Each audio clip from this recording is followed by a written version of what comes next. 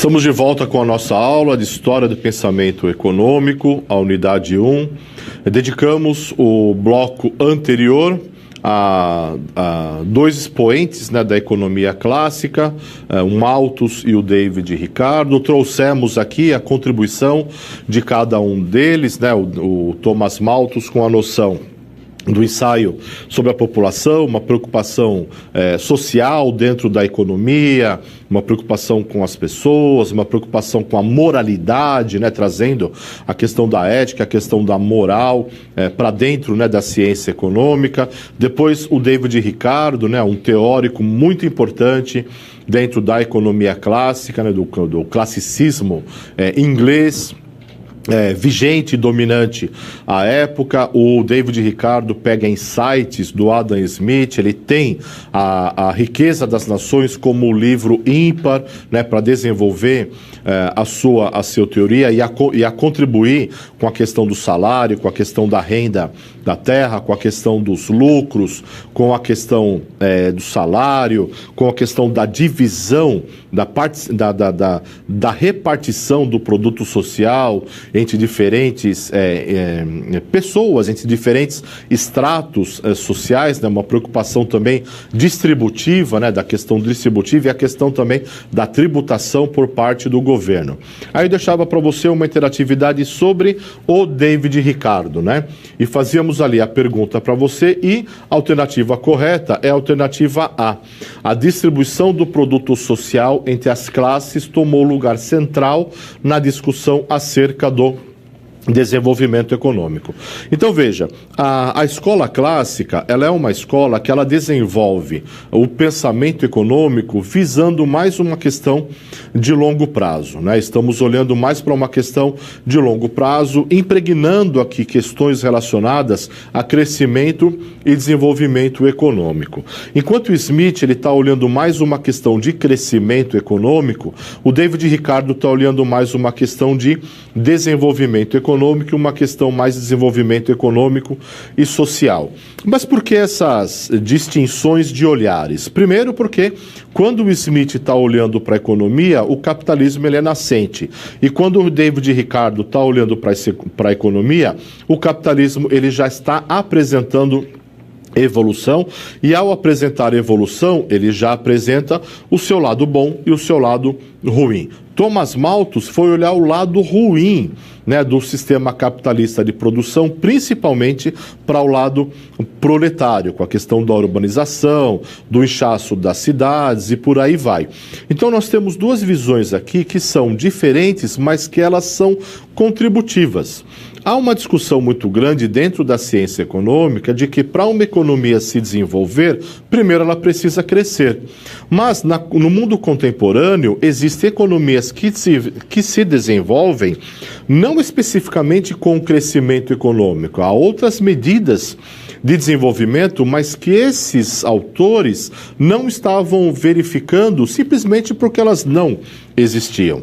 O que eles estão olhando é a necessidade da produção em massa, a necessidade da produção crescente, para que dessa produção crescente os empresários possam ter mais acumulação de capital e os trabalhadores emprego, mesmo que esse emprego seja com um nível de salário muito baixo, aquele nível de salário que só lhe ofereça a subsistência. E por qual razão? Salário significa custo de produção. Se eu aumento o salário, eu aumento o custo da produção. Se há aumento de custo da produção, há uma queda da taxa de lucro. Para que o empresário não incorra nessa queda da taxa de lucro, o que é que vai acontecer? Os preços das mercadorias têm que crescer. Quando crescem os preços das mercadorias, nós temos aqui a questão da inflação. Mas isso não estava sendo discutido por esses economistas.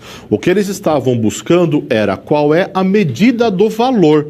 Como que eu coloco preço em um produto a partir da medida do valor? E é nessa discussão que vem no Ricardo a divisão do produto social entre diferentes classes sociais.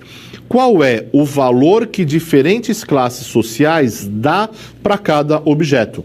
E esse valor não vem só no sentido monetário do valor de troca, mas vem também no sentido sensitivo do valor utilidade.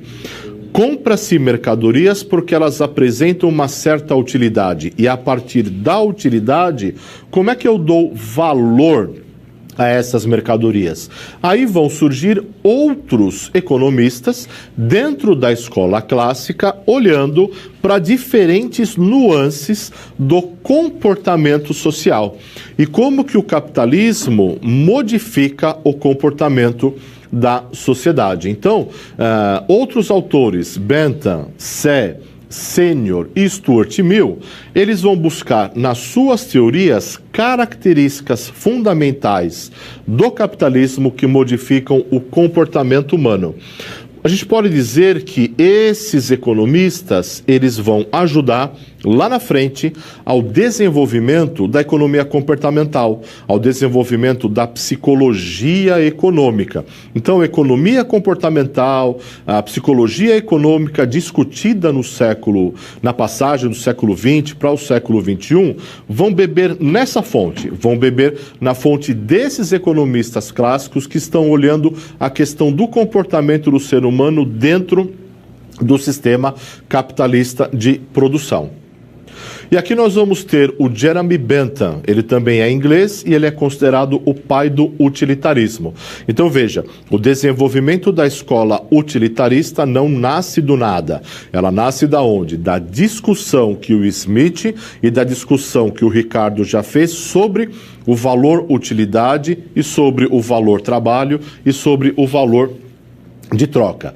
A principal obra de Bentham é de 1780, uma introdução aos princípios da moral e da legislação.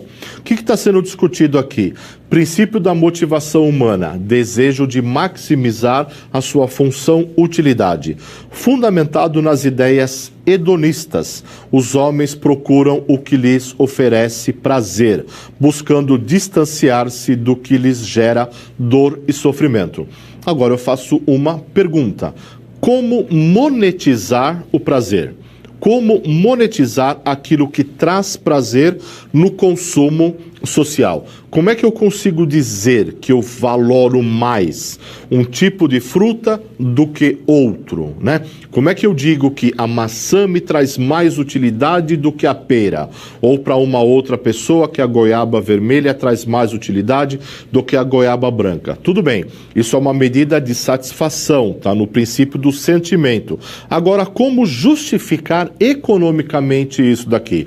Como justificar economicamente as preferências? Aqui nós estamos começando a chegar mais próximo da matematização dos sentimentos e dos sentidos morais do consumo, onde a ciência econômica ela vai se distanciar um pouco da questão filosófica e vai trazer mais a questão matemática da razão, da racionalidade econômica e dos cálculos matemáticos utilitaristas. É com Bentham que isso começa a acontecer, mas não se consolida com ele ainda. Na teoria econômica, a ideia principal do utilitarismo é de que os seres humanos sempre buscam maximizar a sua utilidade, no sentido de que buscam um máximo prazer, ou seja, a elevação do consumo, e ao mesmo tempo o mínimo de dor, a privação do seu consumo. Mas como medir o grau de utilidade e de satisfação de um ser humano? É justamente o que eu havia lhe perguntado anteriormente. O John Stuart Mill tratará de investigar tal questão, influenciando também por outros economistas. Então o Bentham, ele traz a discussão, mas ele não resolve. Aí o Mill vai tentar resolver essa discussão aqui do que vem a ser a utilidade.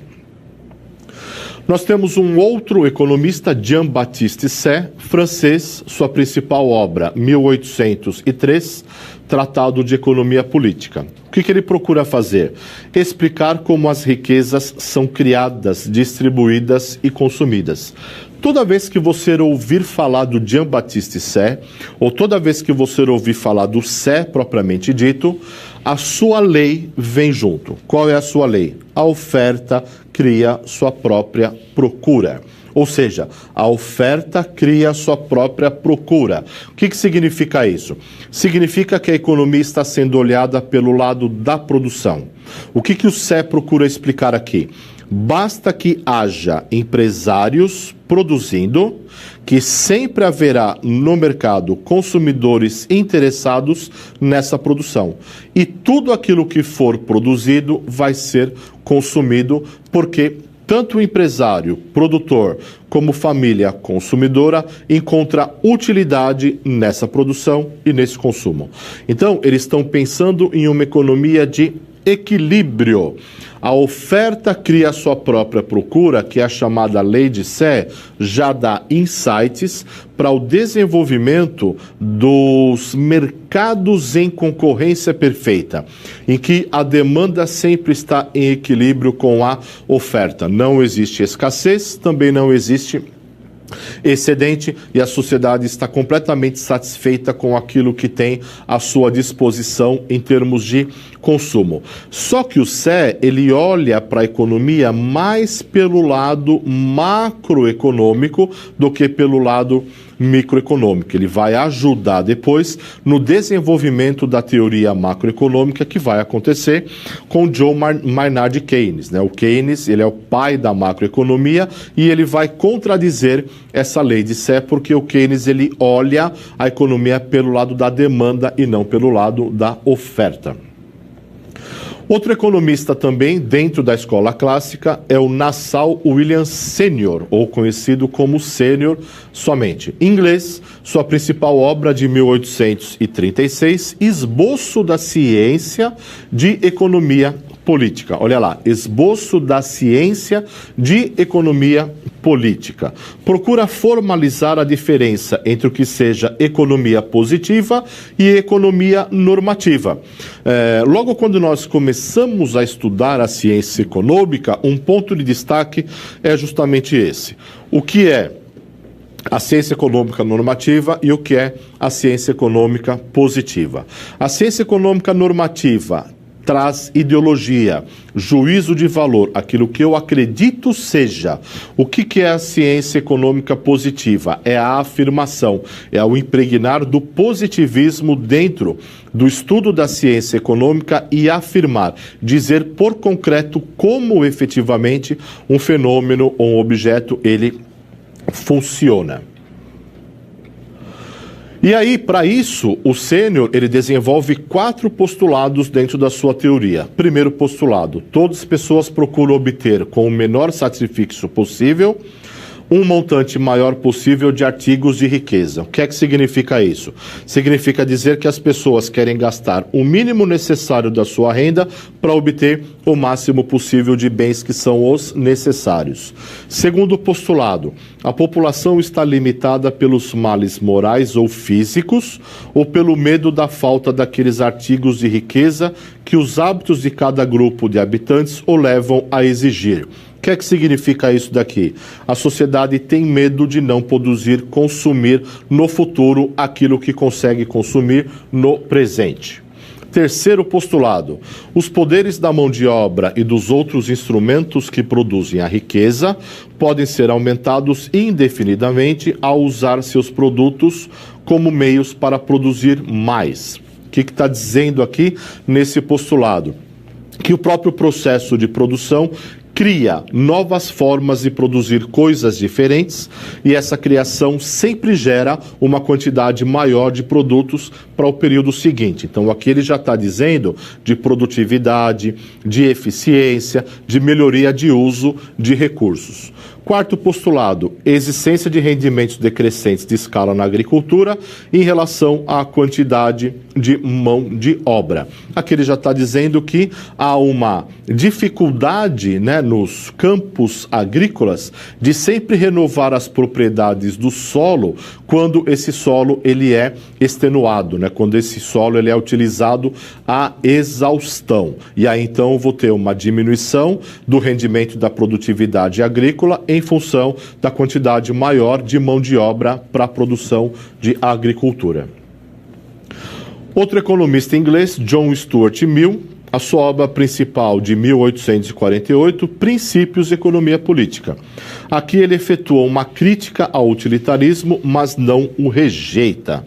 Ele está entre o classicismo e as novas modificações no desenvolvimento do pensamento econômico. Ele também é muito moderno, apesar de ter escrito há um tempo muito distante dos nossos dias. Ele vai discutir o positivismo e a busca pelo Estatuto das Ciências Positivas, né?